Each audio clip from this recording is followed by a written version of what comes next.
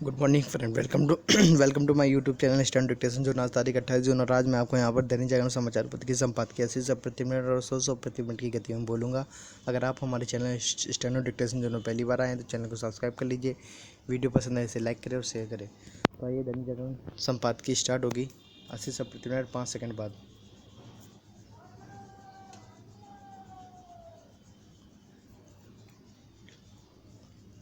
Start.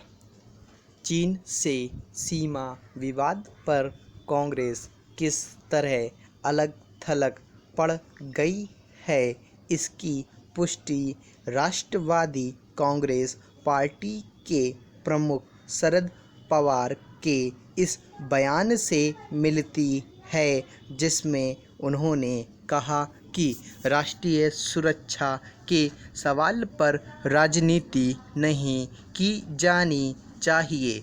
जाहिर है राजनीति से उनका आशय सस्ती राजनीति से है, जो कि कांग्रेस कर रही है।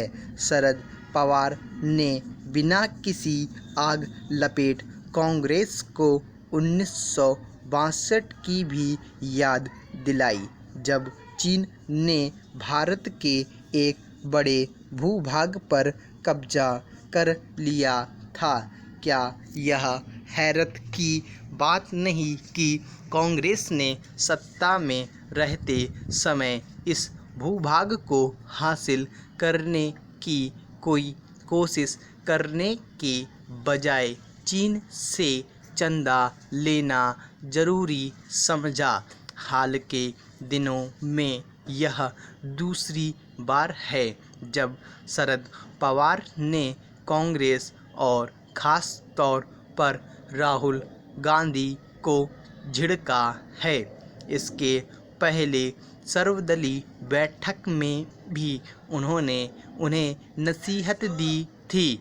हालांकि खुद कांग्रेस के नेता भी राहुल गांधी के रवैये से सहमत नहीं, लेकिन शायद वह अपनी गलती समझने को तैयार नहीं।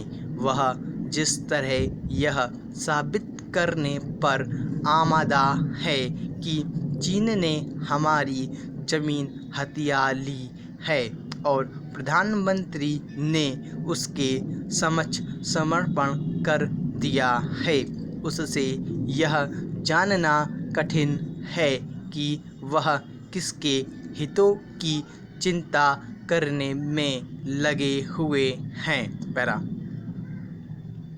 पता नहीं क्यों राहुल गांधी यह एहसास भी नहीं कर पा रहे कि उनके बेतुके बोल जनता को गुमराह करने और साथ ही सेना के मनोबल को प्रभावित करने वाले साबित हो सकते हैं।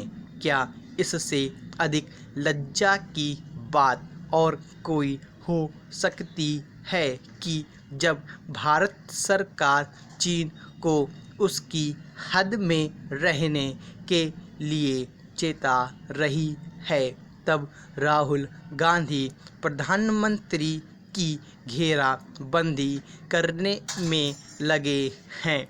गत दिवस भी उन्होंने यही काम कपिल सिब्बल और चिदंबरम को साथ लेकर किया। उनकी ओर से यह भी कहा गया कि मोदी सरकार के पास कोरोना को परास्त करने की योजना नहीं है। क्या राहुल के पास ऐसी कोई योजना है? क्या महाराष्ट्र, पंजाब, राजस्थान में कोरोना को परास्त किया जा चुका है?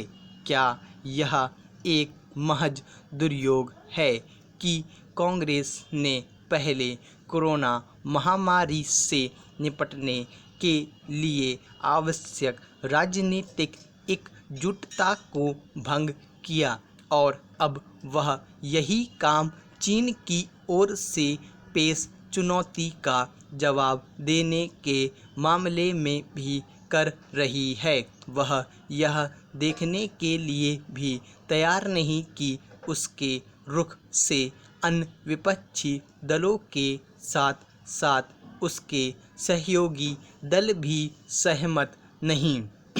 कांग्रेस राष्ट्रीय सुरक्षा के प्रश्न पर अकेला चलो की अपनी मनमानी नीति पर चलना चाहती है तो चले दौड़े, लेकिन कम से कम राष्ट्रीय हितों पर आघात तो ना करे। स्टॉप।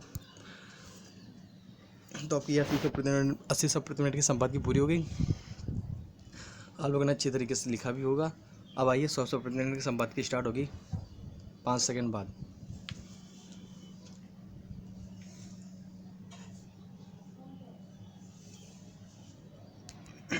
स्टार्ट। चीन से सीमा विवाद पर कांग्रेस किस तरह अलग थलग पड़ गई है, इसकी पुष्टि राष्ट्रवादी कांग्रेस पार्टी के प्रमुख शरद पवार के इस बयान से मिलती है, जिसमें उन्होंने कहा कि राष्ट्रीय सुरक्षा के सवाल पर राजनीति नहीं की जानी चाहिए। जाहिर है राजनीति से उनका आशय सस्ती राजनीति से है, जो कि कांग्रेस कर रही है। शरद पवार से ने बिना किसी आग लपेट कांग्रेस को 1962 की भी याद दिलाई, जब चीन ने भारत के एक बड़े भूभाग पर कब्जा कर लिया था। क्या यह हैरत की बात नहीं कि कांग्रेस ने सत्ता में रहते समय भूभाग को हासिल करने की कोई कोशिश करने के बजाय चीन से चंदा लेना जरूरी समझा। हाल के दिनों में यह दूसरी बार है जब शरद पवार ने कांग्रेस और ख़ास तौर पर राहुल गांधी को झिड़का है। इसके पहले सर्वदलीय बैठक में भी उन्होंने उन्हें नसीहत दी थी। हालांकि खुद कांग्रेस के नेता भी राहुल गांधी के रवैये से सहमत नहीं, लेकिन शायद वह अपनी गलती समझने को तैयार नहीं।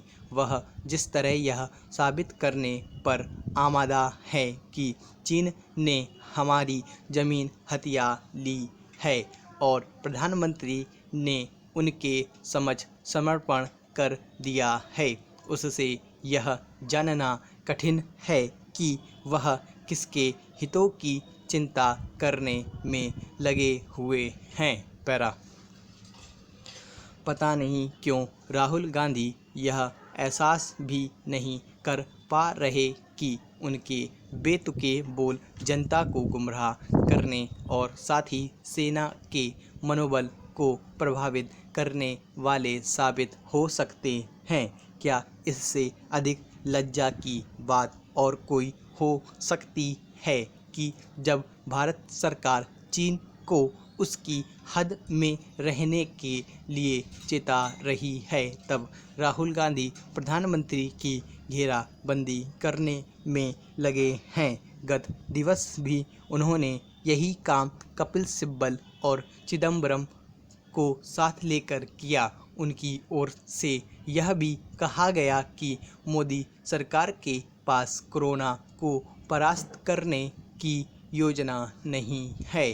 क्या राहुल के पास ऐसी कोई योजना है? क्या महाराष्ट्र, पंजाब, राजस्थान में कोरोना को परास्त किया जा चुका है?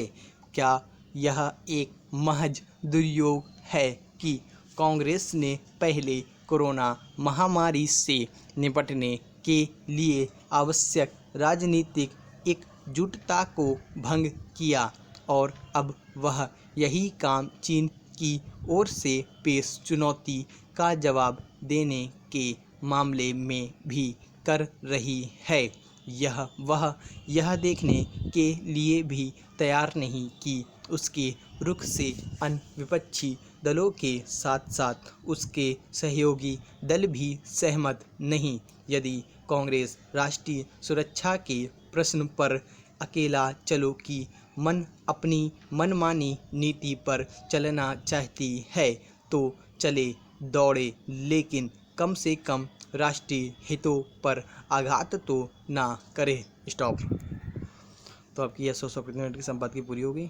आशा करते हैं आप लोगों को पसंद भी आई होगा। अगर वीडियो पसंद आया तो वीडियो को लाइक करें और चैनल को सब्सक्राइब करें और अपने दोस्तों के साथ शेयर करें। Thanks for watching this video.